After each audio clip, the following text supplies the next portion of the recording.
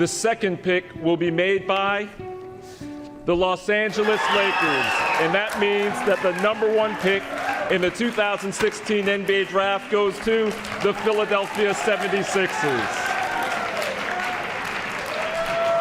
So for tonight, and hopefully beyond, there will be joy in Philadelphia as the 76ers get the number 1 pick.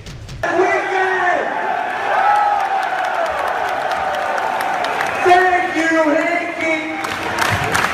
Thank you, Hanky! Thank you, Hanky! Louder! Thank you, Hanky! Thank you, Hanky! How's it going, guys? Welcome back to a new set of videos here on the channel. Something that I've wanted to do for a long time now, but we're finally getting into it because I really had to wait until after the NBA lottery was done so I knew what pick each team was going to have going into this upcoming draft. But we're finally here. Draft lottery was a couple days ago and I'm already starting this series. So what it's going to be, kind of like a short sentence, is going to be combining the rebuilding things that I do here on this channel in real life NBA, kind of like a realistic rebuild. So I'm going to be giving my opinions based on what I know about basketball and all the articles that I read, and trying to tell you guys what I think each of the 30 teams should do this upcoming offseason. You can see from the beginning of the video, we're starting off with the Philadelphia 76ers, considering they do have the number 1 pick in this upcoming draft. Something that's tough, you know, either you get it right or you get it wrong. So I'm going to be giving you guys my ideas of what I think Philly should do this upcoming offseason. But before we get into the actual substance of this video, I want to say, one, I am not an NBA expert by any means. I'm not. I do a lot of reading up on the NBA, but I'm not an expert. And because of this, we may not see eye to eye, me and you watching this video. But if I say something in this video that you don't agree with, like let's say you're a 76er fan and my proposal for what the 76ers should do this offseason doesn't really sit with what you want them to do, don't dislike the video. Just comment down below, man. This channel has always been about discussion. I'm always discussing NBA because it's one thing I love to do. I love to talk about the NBA. So again, if you don't agree with what I'm saying, don't dislike the video, use the comment section below, and let's talk about what we both love. So again, we're starting off with the Philadelphia 76ers, and this one's going to be unique because this is kind of difficult for me because there's 2 great guys in this upcoming draft. So I'm going to give you guys scenarios of what if they drafted Ben Simmons and what if they drafted Brandon Ingram. So let's get into it. I'm feeling great, vinaigrette on my dinner plate, steak and Yoda, my homie Obi-Wan, get the cake but don't make the quota. So we're going to start off with what seems to be the obvious move, drafting Ben Simmons with this first overall pick, and it makes a lot of sense considering what Ben Simmons is. One thing about this Philadelphia 76er team is that they really don't have a prime facilitator, a guy that can create shots from his teammates. Ish Smith, yes, he's a quality NBA player, but I don't think he's a great starting point guard for this team. Ben Simmons, on the other end, can come in and immediately facilitate for him. I mean, he showed us through his high school career and his 1 year in college that he can create shots for the people around him. One thing about drafting Ben Simmons is that he scores a lot of his points at the basket. He's not a great 3-point shooter. He only took, I think, 3 threes throughout his college career. So one thing we need him to do is improve on his 3-pointers.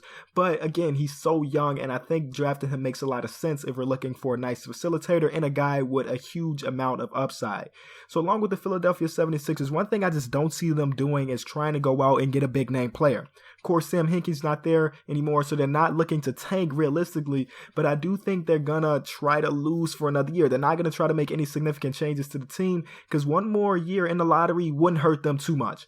So what I think about this team, I think they're going to go out and re-sign the players that they do have on their team. You see, I'm going to bring back Isaiah Canaan and Ish Smith because these are 2 guys that have proven to at least the 76ers fans that they can be okay players in the rotation. Again, like I said, Ish Smith, probably not the ideal starting point guard for this team, but for the upcoming season, I think he's going to do well. It got to the point where they got rid of him, and then they were like, you know what, we probably want this guy back, and they went out to get them. So the one addition that I did make to this team is signing Dion Waiters. Now, some of you guys are like, why would I do this?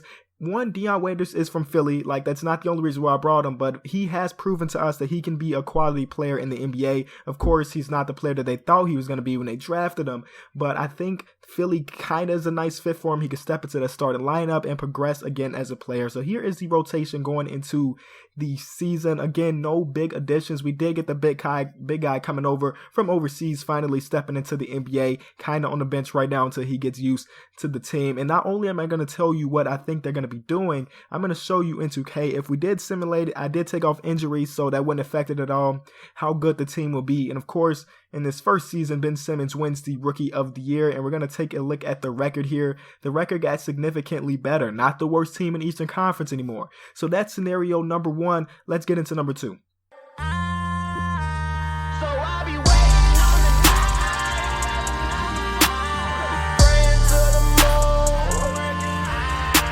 So scenario number 2 is not something I came up with myself, rather than something I read in an article written by a pretty well-known guy here in the sports writing community, and he's a 76ers fan. So he laid out a couple ideas to try to get his 76ers on the right track, and the first idea was to draft Brandon Ingram. So one thing that Ben Simmons definitely has over Brandon Ingram is that ability to facilitate, and because we're taking Brandon Ingram, we really don't have that. Again, Smith will be our starting point guard, so he says we should make a trade early here in the draft with the Boston Celtics to get that 3rd overall pick. So he proposed that we make a trade, getting rid of a guy that a lot of Philadelphia 76ers fans aren't too sold on yet, and that is Jahlil Okafor. A lot of people think that he's kind of like Jared Sullinger without the nice jumper. Like, what I'm saying by that is that really he's not a great defender, and they want him gone. They believe in Joel Embiid, they believe in Nerlens Noel, and they believe on the guy that's coming over from overseas. So with that 3rd overall pick, we will be getting what some believe to be the point guard of the future, Chris Dunn. Now, this trade actually makes sense for Boston Celtics too, because really this draft is revolved around those 2 players, Brandon Ingram and Ben Simmons. After that, it's kind of a bunch of guys that are solid, but probably won't be centerpieces in the future. And Boston, actually, I'm thinking that they're looking to win, right? They're looking to win right now, and they kind of upgrade their center position. No longer Jared Sullinger, I guess a better guy than that, Jahlil Okafor. You think about Jahlil, man, he's only 20 or 21, so he really hasn't even hit his stride. He can potentially be a great player in the NBA. So Boston actually gets a lot out of their trade, and the same thing with the 76ers. So after that, it's pretty much the same as scenario 1. Bring back the same exact guys. Sign Smith back, of course, to be a backup now, because Chris Dunn will be the new starting point guard. Same thing with Isaiah Canaan. Bring him back to be now a backup shooting guard, because we are going out to get Dion Waiters for the 2nd time. Now, this scenario didn't actually play out as well as scenario number 1, but I thought it was interesting enough to include it here in this video. Something that probably won't happen. I'm saying it's like a 15 to 20% chance that this could actually happen, but it's just something really intriguing, and I thought it was a realistic trade when we did that number 3 pick for Jahlil Okafor. So because of that, I decided to throw it in the video just to kind of see, and I'll show you guys what they ended the record with. You know, it wasn't as good as scenario number 1, so maybe they should go get Ben Simmons with the 1st overall pick. But again, this is all 2K, so anything can really happen. Right there, Dion Waiters decides to sign. We take a look at the rotation. Chris Dunn is the new starting point guard. Of course, Dion Waiters, Brandon Ingram, Nerlens Noel, and Joel Embiid. They're really banking that Joel Embiid will come back and actually be something special. Really don't know just yet. He's been out for so long. And the bench is Smith, now the 6th man.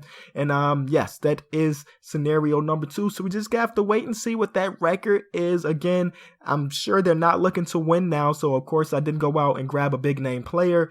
And we're going to see in the second here what they ended the season with. Ben Simmons wins Rookie of the Year now in LA because he went number 2.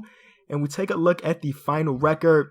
Not as good as scenario number 1, but it is just a scenario. So if you enjoyed the video, as always, be sure to leave it a like. Let me know what team you want to see me do next. It's the King of the 4th quarter. Thanks so much for watching.